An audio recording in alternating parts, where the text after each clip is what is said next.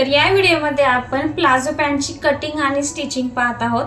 तर त्यासाठी लागणारे माप मी इथे स्क्रीनवरती दिलेले आहेत। त्या सगळ्यात अगोदर मी कपड्याची 4 फोल्ड मध्ये घडी तयार करून घेतलेली आहे। आता इथे तुम्ही पाहू शकता मी इथे 4 पदरी घडी तयार करून घेतलेली आहे। त्यानंतर सगळ्यात खालच्या बाजूला मी 1 इंचावरती मार्किंग करून घेतलं। त्यानंतर 1 इंचाच्या मार्किंग पासून आपल्याला पूर्ण उंचीचं माप टाकायचे। पूर्ण उंची आहे इथे 31 इंच।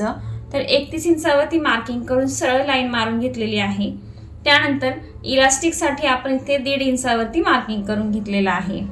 तर 1.5 इंचावरती मार्किंग करून मी पुन्हा एकदा इथे सरळ लाईन मारून घेतलेली आहे। आता यानंतर ह्या ज्या दोन आपण सरळ लाईन मारून घेतलेल्या आहेत तिथे आपल्याला कमरेचं माप टाकायचं आहे। तर कमरेचं माप आहे 25 इंच। 25 चा चौथा भाग झाला 6.5 इंच। तर 6.25 इंच प्लस 2 इंच लुजिंग साठी देऊन आपण 8.25 इंचावरती मार्किंग करून घेतलं। आणि त्यानंतर सीट साठी आपण कमर घेर प्लस 1.5 इंच असं माप टाकून सरळ लाईन मारून घेतली। त्यानंतर या लाईन वरती आपण 2 इंच मार्किंग करून गोल आकार इथे काढून घेतलेला आहे। त्या सगळ्यात खालच्या रेषेवरती आपण बॉटमचं माप टाकून घेतलेलं आहे। त्यानंतर 1 इंच शिलाई मार्जिन टाकून सरळ रेषा इथे मारून घेतलेली आहे आणि इथे पॅन्टचं जे काही मार्किंग आहे पूर्ण करून आपण कटिंग करून घेतलेलं आहे। तर आता कटिंग आपण झाल्यानंतर पॅन्ट शिवायला इथे सुरुवात करतोय। ते सगळ्यात अगोदर हे दोन्ही भाग जे आहे त्यांच्या बॉटमच्या भागाला आपण इथे डबल फोल्ड करून शिलाई मारून घेतलेली आहे। तर दोन्ही भागाला शिलाई मारून झाल्यानंतर हे दोन्ही भाग आपल्याला एकावर एक इथे ठेवून घ्यायचे आहेत आणि जो गोल आकार भाग आपण इथे सीट साठी काढलेला आहे त्या सीटच्या आकारावरती आपल्याला शिलाई मारून घ्यायची आहे। आता ही पॅन्ट जी आहे ती पूर्ण मी इथे खोलून घेतलेली आहे।